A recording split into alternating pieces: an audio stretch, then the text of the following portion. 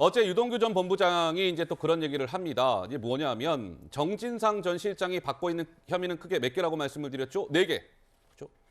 그 중에 하나가 뭡니까? 증거인멸 교사입니다. 그러니까 유동규 씨한테 정진상 실장이 휴대폰 버려! 라고 지시한 거. 이게 이제 증거인멸 교사 혐의인데, 자, 그와 관련해서 유동규 전 본부장이 또 어제 이런 얘기를 했습니다. 한번 들어보시죠.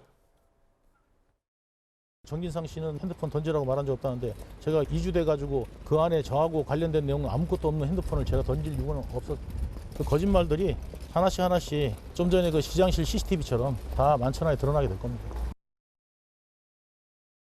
자, 구자홍 차장님, 네. 이 지금 증거인멸 교사 유동규 씨한테 휴대폰을 버리라고 한 게 이제 정진상 전 실장 아니냐? 검찰은 그렇게 보고 있는데 이것도 지금 그래픽에 등장해 있는 것처럼 VS 극명하게 입장이 엇갈리고 있습니다. 어느 쪽의 말이 좀 더 설득력이 있다고 봐야 할까요? 네. 그러니까 이제 실제로 정진상 실장으로부터 전화를 받고 그 휴대전화를 버리라라는 그 지시를 그 이행한 사람이 누굽니까? 지금 유동규 본부장 아닙니까? 그렇죠. 그러니까 정진상 실장은 이제 그런 적이 없다. 사실대로 진술해라. 이렇게 얘기했다는 것인데 그런데 그때 당시가 언제입니까?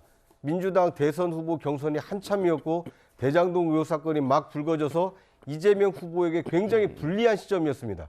만약에 유동규 본부장이 어떤 얘기를 하느냐에 따라서 이재명 당시 대선 후보에게 악영향을 끼칠 수도 있는 굉장히 긴급한 상황에 정진상 실장이 유동규 본부장에게 전화를 했고 예. 전화한 이후에 유동규 본부장이 실제로 그 인근 CCTV를 보면 휴대전화를 집 밖으로 던지는 장면이 포착이 돼 있지 않습니까? 지금 저 영상 아닙니까? 휴대전화가 버려지는 장면. 그렇습니다. 그러니까 저거군요. 유동규 본부장이 2주 전에 산 휴대전화를 왜 저렇게 급박하게 던졌을까?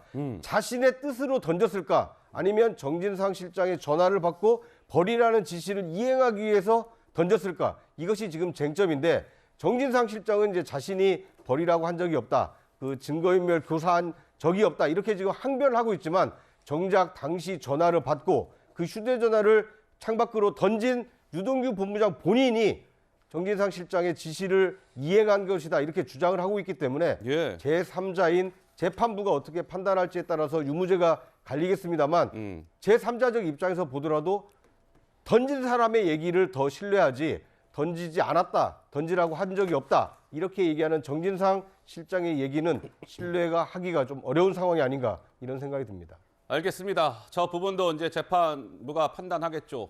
이제 휴대전화가 버려지는 전날은 2021년 9월 29일이었습니다. 그렇죠? 검찰이 유동규 자택을 압수수색하러 들어가는데 바로 그 압수수색 직전에 유동규 씨가 휴대폰을 저렇게 버리는 겁니다.